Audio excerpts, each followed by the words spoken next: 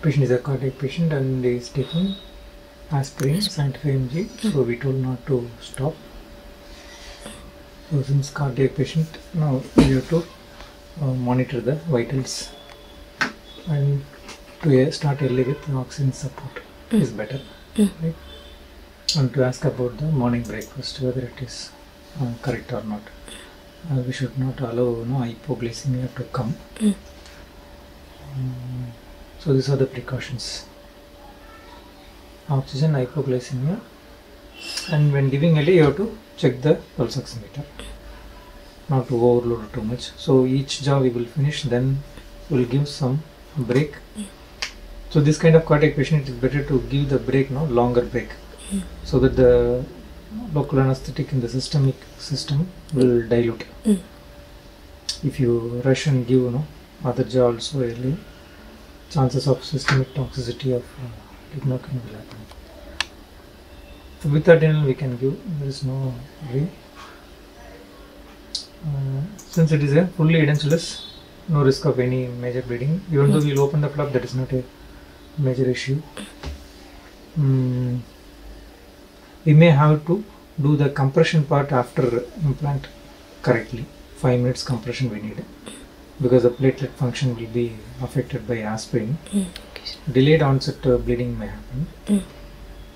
So post suturing we should give good compression. It is better to use silk, so that we will get good compression rather than Vicryl. So if you are going for silk, make sure the knot comes on the palatal or buccal or palatal. Buccal is better. Otherwise removing will be difficult. Or one more option is, wherever the implant is there, wherever you are placing suture, near the implant you can place use Vicryl, and other areas you can use silk. So the third or fourth day when you are fixing the bar, we can remove the silk suture and we can leave the Vicryl. Actually, day before yesterday, as a doctor placed a suture for one patient, Sunday patient. Check the post-op photo. Actually, it was good. We'll see.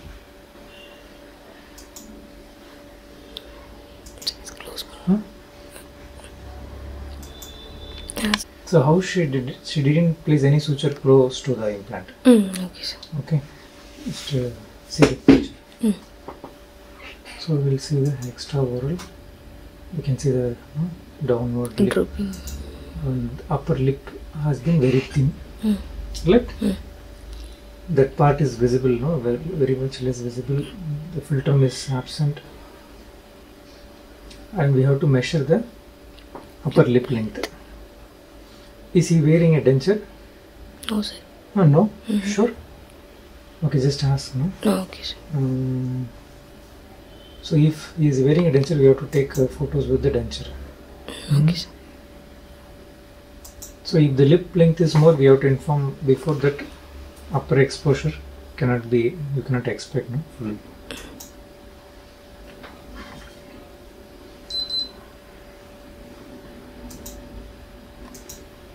So this is important picture. There is no ridge is visible in the upper jaw, right? That means it is a good sign. If it is visible, then we have to do alveoloplasty. But here in the molar area, you are seeing the ridges, right? Can you see ridges? It may affect the prosthetic space. We have to check the prosthetic space before. We have to ask the patient to relax in CR. Then we have to avert the lip and see the prosthetic space. That's a rough method to analyze the prosthetic space. If you see, only the upper has gone down. The lower is not very much folded in. That is because the lower anterior bone is still present. You can see here. This bone is like a ridge.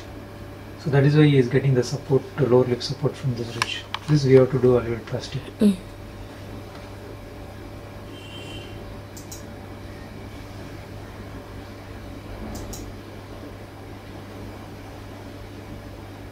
There is no other view taken, right lateral, left lateral? No, sir. Okay, this is a lower ridge. To take a, this view is not good, right? Better to take a obturate or cheek retractor and take a good picture, both right and lateral, right, lateral, left, lateral. And take one more photo. Keep the scale here. You know how to take the picture, and let the ellipse fall and take how much prosthetic space we have got. So what all the documents we have to take is if he is having denture, we have to take all set with the denture, and smile video, dynamic video. So dynamic video, frontal view, right lateral, left lateral, and prosthetic space photo, and upper lip length photo with scale. Okay, so these are the documents. Face is straight, right? I think there is slanting of eye, I don't know, but the ear lobes are not even. If he is tilting his head like this, no, the entire, however the nose is straight, the nose is vertical, the chin is in midline. If we make the interpupillary line parallel to the floor, his face, will tilt to right. That means by nature itself, the interpupillary line is not parallel for him.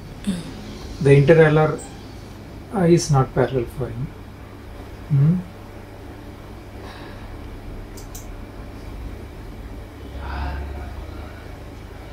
Here it looks different, right? Camera position tappa irukku first one. Okay. Mostly the upper, it looks like, no, in this anteroposterior view, usually the upper jaw will go more back by resorption, but here it is not like that. It looks like a class 1 only. Usually they will look like class 3, right?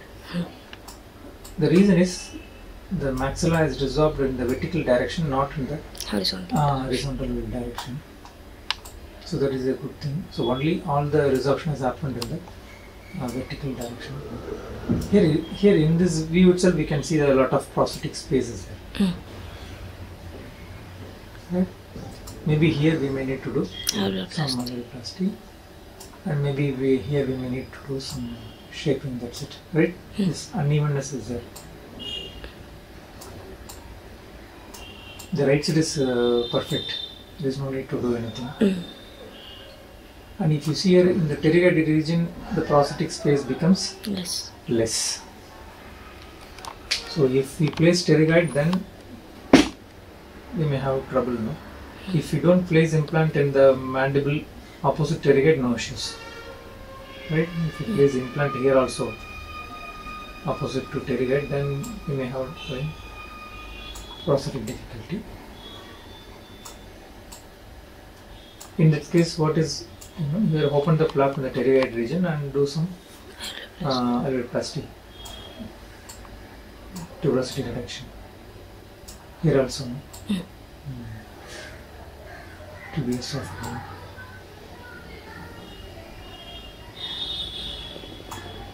So in this view, we can see the buttress area. Buttress is bordered on the inside by the lateral nasal wall. So this is the vomer bone, nasal septum. You will see the incisive. Here it is the nasopalatal canal. One on the left side and another one on this side. So the nasopalatal canal is hidden by this septum. Both right and left side. It's only seen on the left side, right? Yes, sir. Right side is invisible. Okay, we will plan. We will plan the lower first.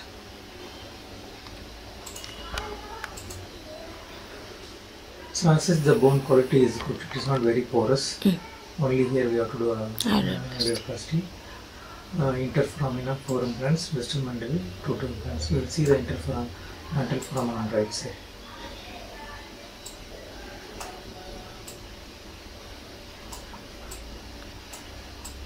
So anyhow, we will open the flap and we will see the mental foramen. This is the mental foramen area.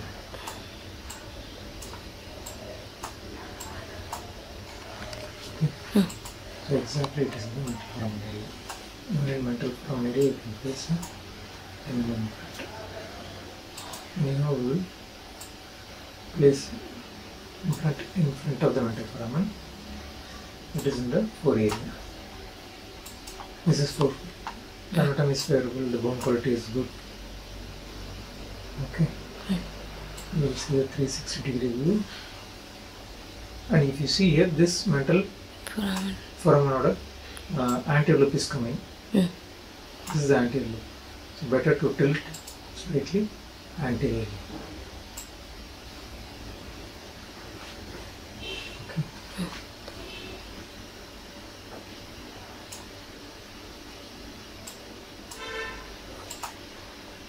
And doing more implant in the 4-2 area. Viscosity has not come properly. But the bone quality is good. And no CBCT எடுக்குமா சொல்லலாம். Yes, better to take another one. Before LA it is better to take. Otherwise, implant shape. This is also an anterior. We'll see the left mental foramen. Left foramen was very small. Very small. This, see, no, only this one. Okay. Very small foramen. I don't know, maybe aging this happens only. You can see here it is very small. If you see here, this is the first premolar area. But we can see a canal-like radiolucency. So we have to differentiate whether it is the marrow space or canal. If it is a canal, what may be the canal? It may be the incisive canal. Yes. And when it comes anteriorly, the diameter will come down. Okay. Or else the patient will have paresthesia and numbness even though our implant is not close to mental foramen. That is because of this incisive canal. Many times the patient don't have any problem even if we go through the incisive canal, nothing will happen.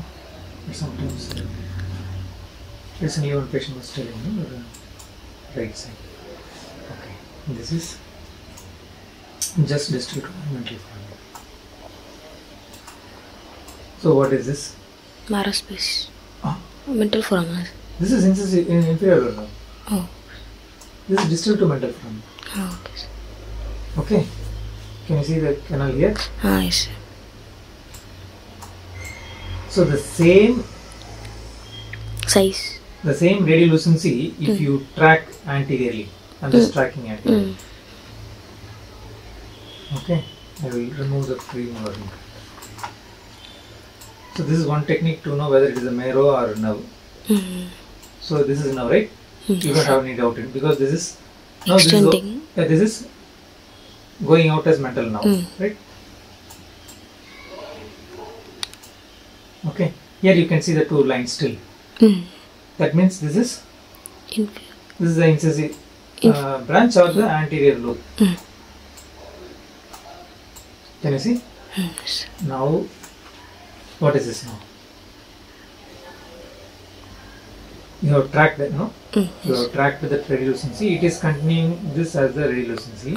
So. This is the nerve canal. But if you see this section independently, you will think that it is a marrow. That is the problem. So better to use a shorter implant. Up to 14 mm is there. We will use a 13 mm. Okay, to be on the safer side. Okay, sir. Galvanoplasty பண்ண மாட்டோமா sir? Yes, we will do some galvanoplasty. Then we have to reduce the length still more. 11.5. Yes, 11.5 or 10. Here. It is going like this. Definitely we will do some galvanoplasty. So we have to use a shorter implant. If you tilt anteriorly, it is also a good idea. This is canal that we are sure now. So even if you place implant close to lingual plate, Closed. yeah, 10 we can place. Will come very much close. 10 mm we can place. 3 something to 10 we can place. Restally it is thin, so some rough threads will be exposed without bone. Otherwise you have to use a short Thinner. implant. It's 3.5 we can use, so that less rough surface crystal crystals. So why not engage the buccal plates Like this, like this? like this. We can do that. But the problem is it will go, abutment will be Lingual. lingually placed. The moment you try to bend, what will happen? The entire implant will come like this. Oh, okay. Instead of bending, the stability is good, only the abutment will bend. So when you are giving pressure this area, this implant will move close here. Even if we engage the buccal bone, it will move, sir. Yes, move. Yes. It depends on how much density of this bone Oh, okay, sir. and what is the bendability of the implant. Ladies implant bends very nicely. Norris actually bends very beautifully. Implant is quite okay. It's the middle range. Violin is the very hard to bend. So if you give ease of bending, Norris is very much easy. Second is ladies. Third is implant and fourth is violin, the difficult range. So whenever the bone is soft and you want to bend, better to select easily bendable implant. Or place the implant in a way that you don't need bending. So this angulation you don't need bending.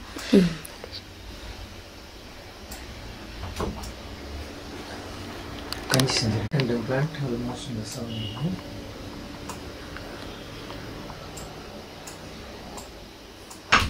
So this is a nerve.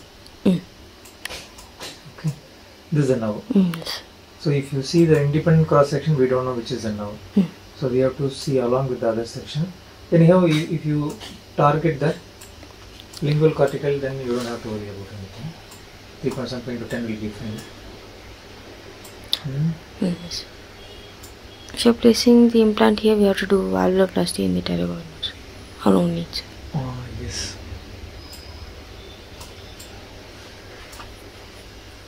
But pterygoid will come here. No? But we don't know whether it is a real anteroposterior position. The mandible may go back also. It's better to do some valvuloplasty in the tuberosity region. Another way to find the canal is the canal upper border will be sometimes more radio opaque. This one, no? This is the upper border. Okay. So when you are feeling this hardness, that means you are about to enter the canal. So you have to respect this resistance. But in the buccolingual cross section, the canal is not clearly visible. It hides within the. Maybe this is the canal. The canal is very much bigger. The canal contains nerve, artery, and vein also, right? All the three things. Actually, the canal is very wide for this patient. You can see from here to here. So a short implant we can place. 10 mm implant will be ideal. And we'll place one more. So if you are in doubt, we can place 8 mm also. So here where is the canal? This is the canal, right?